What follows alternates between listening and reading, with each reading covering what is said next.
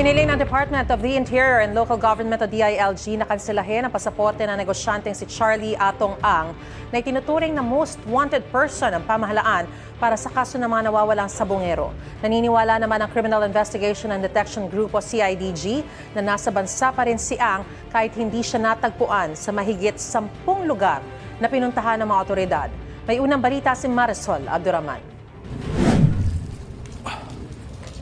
Sumugod ang mga tauhan ng CIDG sa lugar na ito sa Rosario, Batangas matapos makatanggap ng impormasyon hinggil sa umunoy kinaroroonan ng negosyanteng si Charlie Atong Ang. Hinalughog ang lugar. Insulation ko sa loob, wala ata eh. Meron po. Para isilbi ang mga warrant of arrest na inilabas ng dalawang korte kaugnay sa pagkawala ng mga sabungero sa Santa Cruz, Laguna at Lipa, Batangas. Pero wala ang tinaguriang number 1 most wanted ng DILG. Dinideny nila that they are known to Charlie Atong Ang. Ang malawak na farm na ito sa Porac, Pampanga ang pinasok ng CIDG. Wala roon si Ang. Pero inamin ng may-ari ng farm na doon kumukuha ng manok ang negosyante. Nakausap din namin yung mismong may-ari at sinasabi niya, oh yes, magkakilala sila way back nung sa online sabong dahil doon kumukuha ng mga manok para doon sa mga laban. Sa ngayon, tanging si Atong Ang na lang ang hindi pa naaaresto sa lahat ng mga akusado. Simula nang lumabas ang warrant of arrest kay Atong Ang, mahigit 10 lugar na raw ang pinuntahan ng mga otoridad pero bigo pa rin silang mahuli. Ang ngayon itinuturing na most wanted sa bansa. Naniniwala ang CIDG na nasa bansa pa rin si Ang. Napaghandaan na niya ito. And as I said, he has the resources.